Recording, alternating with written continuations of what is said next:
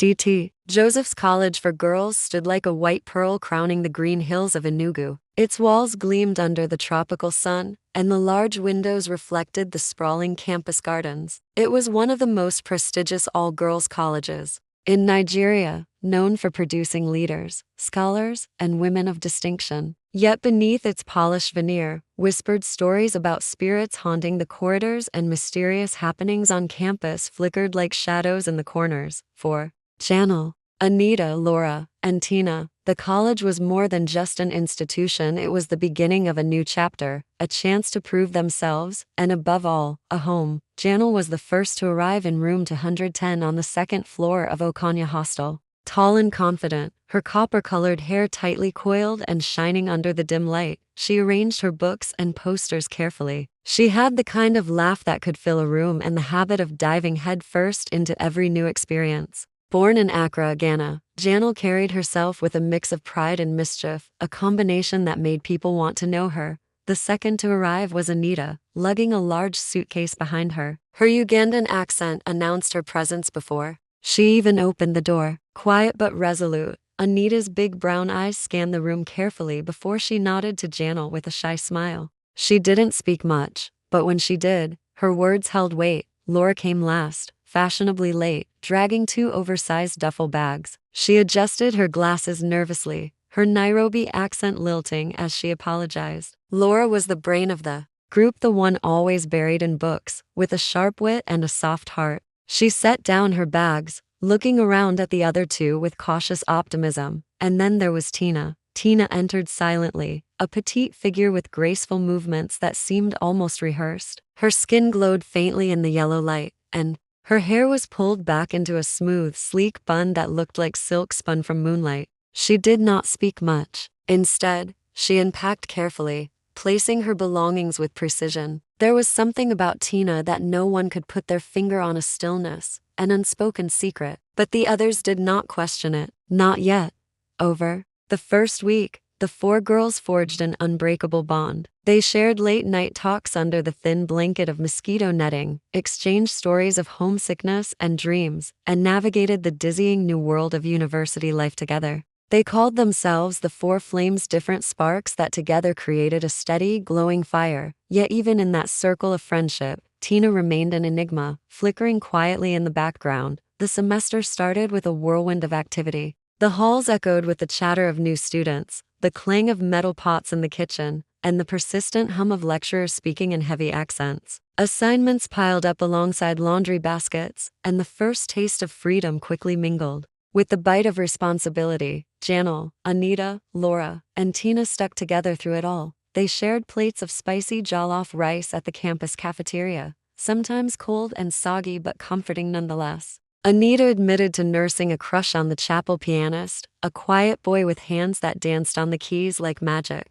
Janelle confessed to forging her weak results to get into the college, a secret that earned gasps and laughter. Laura cried quietly one night over news from home. Her mother was sick and the hospital was far away. And Tina? She listened, always listening. No one could ignore Tina's hair. It was the subject of many whispered conversations. Every morning, her hairstyle was different. One day, tight cornrows braided intricately with beads. The next, band knots that looked like little crowns. Sometimes it was a long, loose afro that framed her delicate face like a halo. Other times, her hair fell in soft waves that seemed to shimmer in the sunlight. And yet, no one ever saw Tina comb her hair. No hairbrushes appeared on her desk.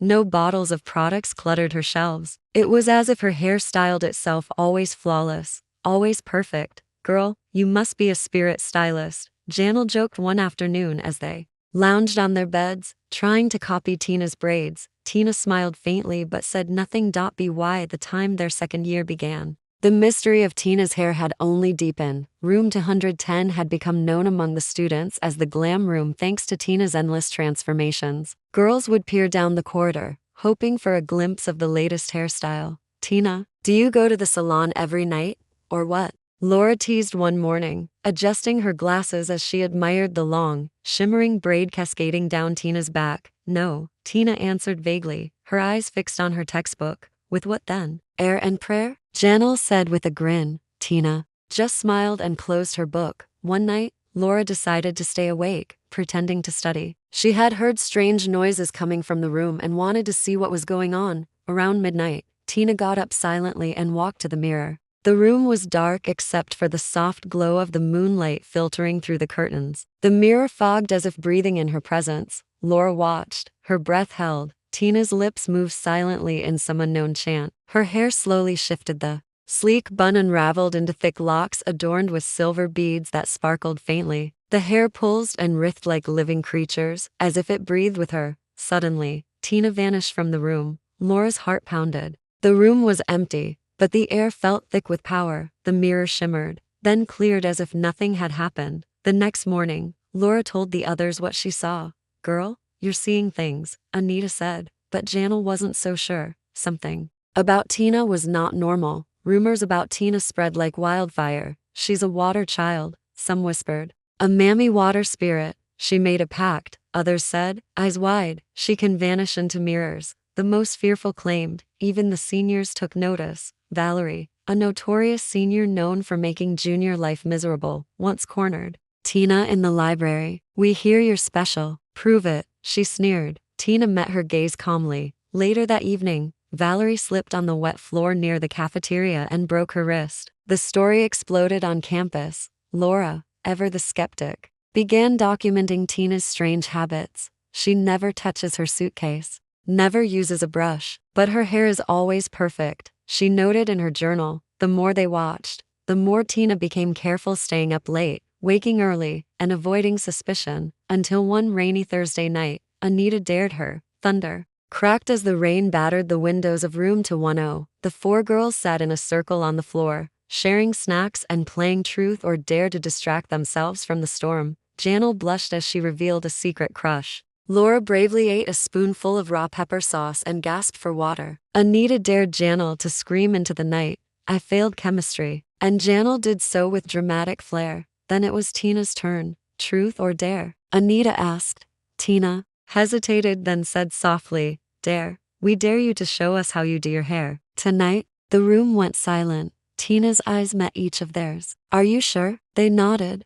"Then stay awake. Midnight. No talking. Just watch." The room grew cold as midnight approached. Windows closed tight, but a chill wind seeped in, carrying the scent of salt water and something ancient. Janelle lay pretending to sleep but watching intently. Anita gripped her pillow. Laura sat upright, notebook ready, heart pounding. And Tina? Tina stood before the mirror, wearing a simple white wrapper. Her skin shimmered subtly, like fish scales just beneath the surface. Her face was serene, almost mournful. She began to hum a deep, haunting melody no one recognized. The mirror fogged. Her fingers hovered over her sleek bun, then slowly unraveled it. Her hair was alive, curling, twisting like serpents, glowing faintly with gold symbols that flickered, then vanished. A whisper filled the room. "Daughter of the deep, return." Janelle gasped. Anita's eyes widened. Laura scribbled frantically. Tina stepped closer to the mirror. Her reflection did not mimic her. Instead, a second Tina emerged from the glass, hair flowing like seaweed, eyes glowing pale blue. The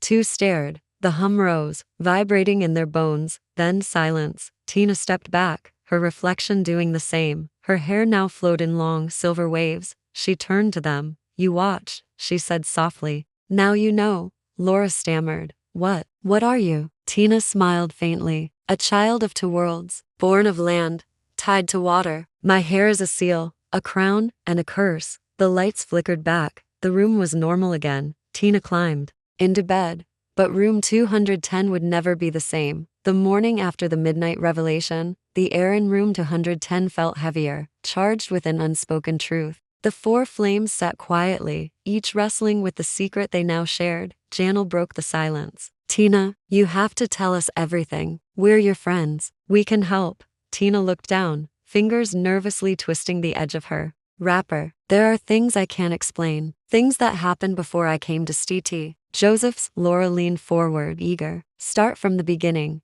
Tina's eyes flickered with pain and nostalgia. "I was born near the shores of Lake Victoria, in a small village where water was life and legend. My mother was a healer, respected and feared. They called her the Water Witch, though she was only trying to protect us. She told me, That our bloodline was tied to the water spirits, that my hair held the essence of those ancient beings, Anita gasped. So it's true? You're part spirit? Tina nodded slowly. Yes, but it's more complicated. The water spirits protect, but they demand respect. When I was a child, a great storm came, and my mother sacrificed herself to calm the waters. Before she died, she bound me to the spirits with a promise to guard their power and keep the balance. Janelle swallowed hard. Is that why your hair changes? Because of the spirits? Tina's gaze softened. Exactly. My hair is a living link. It shows what I'm feeling, where the spirits are calling me. Laura, ever the rational thinker, asked carefully,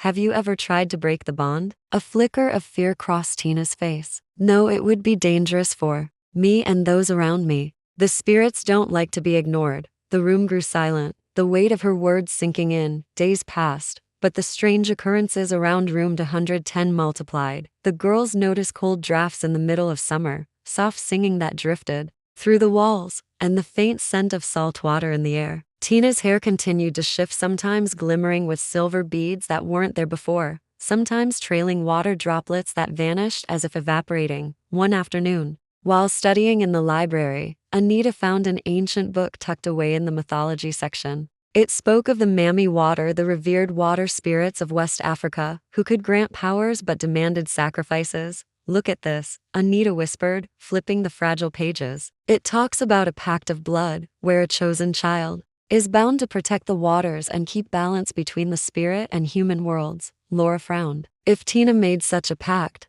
what does it mean for her here? For us? Before Tina could answer, a loud crash echoed from the dormitory. The girls rushed back to find Valerie, the senior bully, sprawled on the floor, clutching her wrist. I slipped. Valerie snapped, glaring, but Janelle noticed something else, a wet footprint leading away from the scene, and faint silver strands of hair caught on the corner of the doorframe. Tina's face paled. That's impossible, she murmured. That night, Tina revealed more of her secret. She explained that her hair was not just a symbol, but a weapon, a living force she could summon or restrain. It was tied to her emotions, her spirit's strength, and the presence of danger. When I lose control, it acts on its own. Like last night with Valerie. I didn't touch her, but my hair did. The girls listened, horrified and fascinated. Janelle said, this could explain the rumors about you disappearing and reappearing. Maybe the hair is part of how you move between worlds. Tina nodded. Yes, but I'm scared. I don't know if I can control it forever.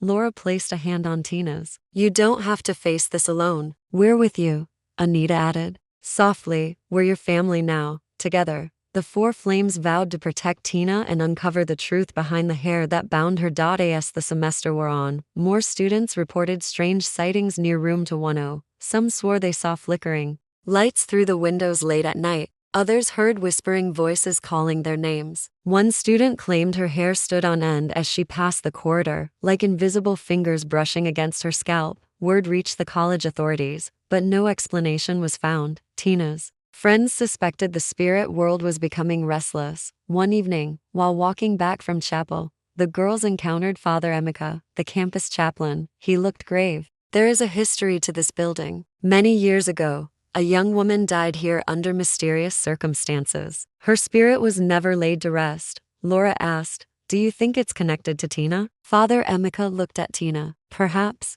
Spirits can be bound to places, and when bloodlines and curses mix, the effects can be powerful. Janelle shivered. What can we do? The chaplain sighed. Only truth and courage can break old curses. It was the night of the biggest storm in years. Thunder rolled over the hills, and lightning tore the sky apart. The power flickered and went out. The four friends huddled in room 210, candles flickering, windows rattling. Suddenly, Tina stood, drawn to the window. Her hair shimmered like liquid silver, moving like waves in a storm. The whispering voices rose, calling her name. Daughter of the waters, return to us. They sang. Janelle, Anita, and Laura rushed to her side, holding her tight. You are not alone, Janelle said fiercely. Tina's eyes glowed pale blue. Her hair exploded outward, filling the room with light and water. For a moment, the world seemed to stand still. Then, silence. When the light faded, Tina collapsed into her friend's arms, exhausted but free. The storm passed.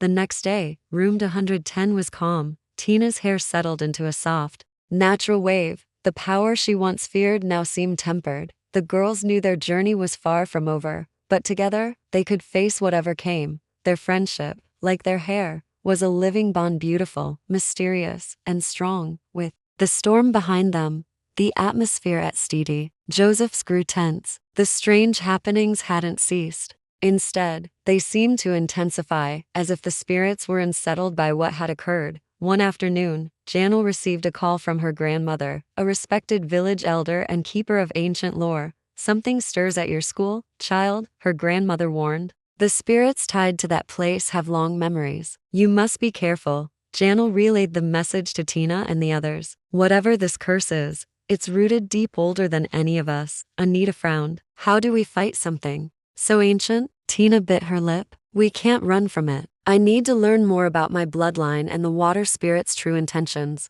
Determined to find answers, Tina, with the help of her friends, sneaked into the oldest part of the college library, a dimly lit, dust-filled section known as the Forbidden Archives. There, hidden behind rows of brittle manuscripts, they discovered an ancient leather-bound tome embossed with strange symbols. As Tina opened the book, her hair shimmered, reacting to the text. The pages told of a young woman named Nia, who centuries ago made a pact with the Mami Water to protect her people from a great flood. But the pact came with a curse. If her descendants failed to honor the spirits, calamity would follow. "Nia is my ancestor," Tina whispered, "and the curse could be ours." The friends realized the stakes were higher than ever. They were fighting not just for Tina's future, but for the safety of everyone connected to the college and beyond. News of Tina's powers spread beyond the school walls, attracting attention from a rival student, Mercy. Known for her jealousy and cunning, Mercy had long envied Tina's beauty and the bond she shared with the Four Flames. One day, Mercy confronted Tina in the hallway, her voice dripping with menace. "You think your little magic saves you? You're just a freak." Tina's eyes flashed. "This power isn't a game. It's my responsibility." Mercy smirked. "Then prove it, or you'll see what happens when the curse turns against you." Her words were a threat, one that would soon unleash darker forces. The next week, strange accidents plagued the school. Lights blew out, water pipes burst, flooding corridors, and several students fell ill with unexplained fevers. Tina's hair darkened, reflecting the turmoil within her. One evening, as she walked alone near the lake on campus, a shadowy figure emerged from the mist, an old man with piercing eyes and a warning. "You carry a heavy burden, child," he said. "But if you misuse the gift, the spirits will claim more than your hair. They will take your soul." Tina trembled but stood her ground. "I want to protect my friends and my school. I will not let the curse consume me." The man nodded solemnly. "Then prepare yourself. The true test is yet to come." As the days passed, Tina felt herself growing stronger but more fragile. The water spirit's power inside her demanded balance. The Four Flames gathered to help her prepare for what she called the Trial of Waters, a spiritual rite to confront the curse and earn the spirit's favor. Under the light of a full moon, they performed the ancient rituals described in Nia's book, calling upon the elements and chanting in the old language. Tina stepped into the lake, the water rising around her like liquid flames. Inside her mind, she faced visions of her ancestor, Nia, floods, and storms. She saw the price of the pact. A sacrifice was required to seal the bond. With tears streaming, Tina accepted her fate. When she emerged, her hair shone brighter than ever, but a new calm rested in her eyes. In the days that followed, the strange incidents ceased. The school felt lighter, as if a dark cloud had lifted. Tina's bond with the Four Flames deepened. They became inseparable, their friendship a beacon of hope. Mercy, witnessing Tina's newfound power and resolve, retreated, but the rivalry simmered beneath the surface, promising future challenges. At Tia school assembly, the principal praised Tina and her friends for their bravery, though the deeper truth remained hidden from most. The Four Flames knew their journey was far from over, but together, they were ready for whatever lay ahead. Room 210 had been quiet for weeks, but one chilly midnight, Janel awoke to a soft whisper, almost like a lullaby. She sat up, heart pounding. The window had creaked open on its own. In the silvery moonlight, strands of long, wet black hair fluttered in the breeze like ghostly fingers. Janel froze. "Tina," she called out, voice trembling. But when she turned, Tina was already standing at the window. "It's her again," Tina whispered. "Nia, she's watching." From the edge of the dormitory lawn, the shimmering figure of a woman stood barefoot on the grass, hair soaked, eyes glowing like stars. She's waiting for you, Tina murmured. For all of us. The four flames gathered, gripping each other's hands. The final confrontation was coming, and Nia, though long dead, was guiding them toward it. Mercy, consumed by jealousy and hungry for power, broke into the forbidden archives and found the cursed pendant. Tina had sealed away a talisman of Mami water that had been used by Nia centuries ago. Let's see what happens when I have the power, she hissed. When she placed the pendant around her neck, her eyes rolled back and she collapsed, overcome by a surge of ancient rage. But the spirits had no loyalty to the unchosen. That night, Mercy's scream echoed across campus as shadows swallowed her dorm room. When the students rushed to her aid, they found her unconscious, her hair turned completely white, and her voice gone. She had tried to steal what was never meant for her. The elders from Tina's village came to St. Joseph's the next day, summoned by her grandmother. They brought sacred drums, ritual robes, and old symbols. You have awakened the cycle, one of them said gravely to Tina. You must now finish what Nia began. A spiritual tribunal was held near the lake under a crescent moon. Students whispered as they gathered, sensing something divine was about to unfold. Tina, clothed in white, stood before the waters. The four flames knelt behind her, forming a circle. The lake shimmered as the spirit of Nia emerged once more, her voice echoing across the wind. You carry our legacy, child of blood and sacrifice. Will you give what is most precious? Tina bowed her head. If that is the price of peace, I will. The lake surged forward and swallowed her whole. Tina did not drown. Beneath the waters, she entered a spirit realm, a world of light and memory. She walked through Nia's past, saw her ancestors' pain, the betrayal of the villagers, the storm that wiped out a generation. She saw how Nia's heart had shattered when her lover chose another, and how she had bound her grief to the waters forever. And then she saw herself aflame in the dark, a new beginning. Nia placed her hand on Tina's head. Break the curse, end the sorrow, choose joy. When Tina emerged from the lake, she was transformed, radiant, her eyes bright with spirit fire. Her hair had turned silver, each strand glowing with ancestral energy. The crowd gasped. The four flames ran to her, weeping with awe. With the curse broken, room 110 began to change, the heavy aura lifted. The mirror, once a portal of nightmares, now reflected only truth. The walls brightened, the air warmed, and for the first time, laughter filled the room. Janelle found herself smiling more. Anita started painting again. Blessing wrote poetry, while Tina began to mentor other young girls who had once felt lost, like she had. They turned room 110 into a sanctuary, a place of healing and feminine power. Even Mercy, though silenced, began to recover slowly. Her hair remained white, but her eyes softened, as if the lesson had taken root. Time passed. The four flames grew into young women of courage and wisdom. At graduation, Tina gave the valedictory speech. Her silver hair shimmered under the sun. We came to St. Joseph's as girls with secrets, fears, and questions. We leave as sisters bonded by truth, light, and power. Never forget, every scar carries a story, and every story can be redeemed. The crowd erupted in applause. Later that evening, the girls sat by the lake, watching the stars. They had survived the curse, uncovered the truth, and restored a forgotten legacy. They would always be known not just as students but as legends. Years later, students still whispered about Room 210. They said four girls once lived their flames who burned bright enough to change everything. Sometimes new students found strands of silver hair by the window, or heard soft humming on moonlit nights. The room was no longer feared, but revered. Tina became a renowned spiritual healer, traveling between cities and villages. Janelle taught literature, using stories to awaken strength in others. Anita ran an art center for girls, and Blessing published poems that made young women feel seen. Their bond never broke. And sometimes, on special nights, they returned to St. Joseph's to Room 110, lit candles, and laughed like the girls they once were. The hair that once haunted them had become a crown woven from love, sacrifice, and fire.